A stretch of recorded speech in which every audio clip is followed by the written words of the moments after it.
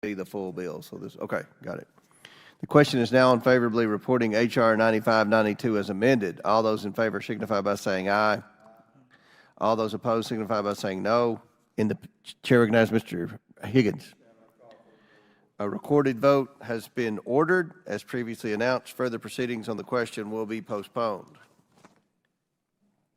Our next item for consideration is H.R. 5300, the GAO Inspector General Parity Act. The clerk will please designate the bill. H.R. 5300, the GAO Inspector General Parity Act, a bill to amend provisions relating to the Office of the Inspector General of the Government Accountability Office and for other purposes. Without objection, the bill should be considered as read and open for amendment at any point. Without objection, so ordered. The chair recognizes himself to offer an amendment in the nature of substitute. The clerk please designate the amendment.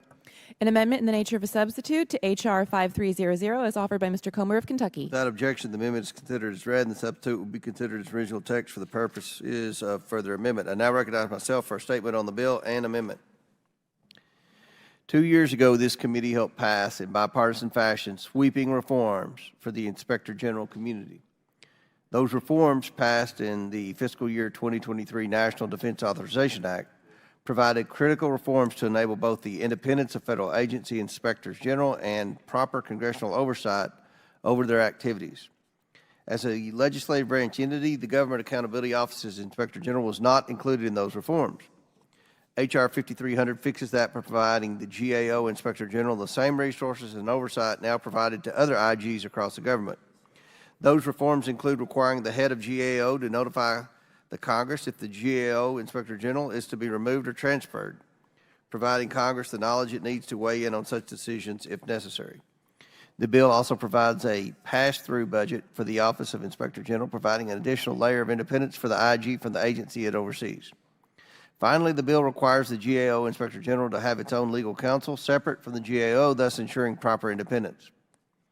This will allow the GAO Inspector General to continue working to keep GAO accountable to the American people and Congress. I want to thank Congressman Garcia and Congresswoman McClain for introducing this common sense bipartisan legislation. I urge my colleagues to support, and I now recognize the ranking member for his opening statement. And thank you, Mr. Chairman. I also want to thank Representatives Garcia and McClain for introducing the GAO Inspector General Parity Act, which I strongly support. It would provide the GAO Office of Inspector General the same protections granted to other federal IGs in recent reforms. The lack of such protections gives the appearance that the GAO IG is somehow less independent than other IGs. These include allowing the IG to hire their own independent counsel for legal advice and a 30-day notification requirement prior to the IG being removed from office. It's a good bill. I fully support it, and I yield back. Any other members seek recognition? Yeah, Mr. I now recognize the sponsor of the bill, Mr. Garcia. Thank you, Mr. Chairman. Proud to be here to see our committee advance our bipartisan Government Accountability Office Inspector General Parity Act. The GAO, of course, is an independent, nonpartisan agency responsible for monitoring government operations to detect waste, fraud, and abuse in government. And we all know that they are a critical partner for our entire committee. Like every agency, the GAO has an Inspector General to watch over their operations and to ensure that the agency follows the law. Now, it may seem odd that the government watchdog agency has their own internal watchdog, but it's important that every agency have an independent Inspector General. Congress has, in the past several years, passed numerous reforms to strengthen the Inspector General system for all of our agencies, to guarantee their independence, and to make sure that they have the tools and resources to accomplish their mission. Those reforms, regrettably, had not applied to the GAO. This bill is a simple and bipartisan fix to correct these omissions. Among other reforms, we will ensure that the GAO Inspector General has an independent general counsel and that they can communicate budget requests directly with Congress without any interference. These are smart bipartisan policies which will make sure that a critical agency is strengthened. This bill passed the Senate unanimously thanks to the Senate sponsors. And in this House, I'm grateful for the support of Chairman Comer and Ranking Member Raskin especially, and our co-lead Congresswoman McClain.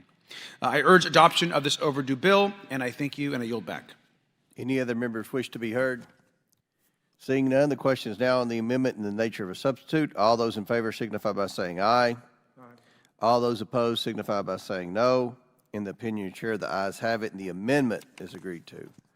The question is now on favorably reporting H.R. 5300 as amended. All those in favor signify by saying aye. Aye. All those opposed signify by saying no. Chair now recognizes Mr. Burleson. Mr. Chairman, I request a recorded vote. Recorded vote has been requested by the gentleman from Missouri. A recorded vote is ordered as previously announced. Further proceedings on the question will be postponed. Our next item for consideration is H.R. 90. Beholden to swear an oath of fealty to the president. And it could be a Republican, it could be a Democrat, and frankly, it's unacceptable. It weakens us in national security because what it does is you're replacing experts with political hacks. I have some knowledge of that because I worked in the previous administration in the National Security Council. I've seen what that does to national security. And these are experts that have... This committee functions as an extension of the Trump campaign. First, we went after President Biden with a nonsense impeachment hearing. Then we went after his son. Now we're going after the vice president because she's the nominee. And my question is, Mr. Chairman, are we going after Tim Walz next week? Because I hear from my staff that you're planning a hearing on Governor Tim Walz, even though he's been governor for 5 years and his name hasn't been uttered in this room or in this committee until something happened recently. Oh, yes, he became the vice presidential nominee. Is he next? His son's going to jail. Oh, okay. I'm talking about Governor Tim Walz. Okay. Are we doing a hearing on him next week? I'll have to check the You'll calendar, have to check. but I'll let Okay. you know. Well, we'll see what happens next week. Someone whose name has not been uttered in this committee, but now that he's the Democratic vice presidential nominee, we're going to do a hearing on him. A complete, blatant use Trump of is not official president. resources for a political campaign is what this committee has been. And anyone who's taking part in that should be ashamed of themselves. Now, Donald Trump has half-heartedly tried to distance himself from this toxic and increasingly unpopular agenda, but you need only to turn to the table of contents of this big book to realize it is the total product of Trump's inner circle. The MAGA Manifesto has 37 authors and contributors. Of those, 31 served in Trump's administration, 80%. Donald Trump has turned dodgy about his connection to Project 2025, despite the fact that he has praised it and commended its authors, because he knows it is way too extreme for the vast majority of the American people. Thank you, Mr. Chairman.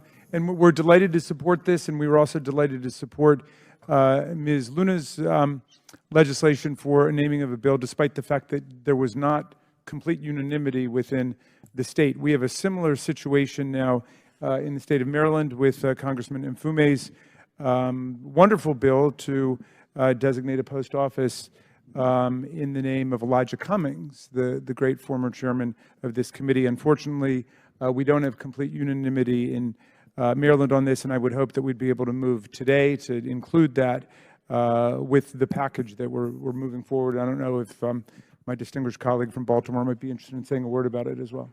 I would, on a point of personal privilege, I want to thank the chairman, Chairman Comer, and yourself, Ranking Member Raskin, as well as other members of this committee on both sides of the aisle for their bipartisan support of this. We are trying to find a way to bring it forward, and it's my hope that we will do that at our next meeting. As you know, and as you said, Representative Cummings chaired this committee with distinction.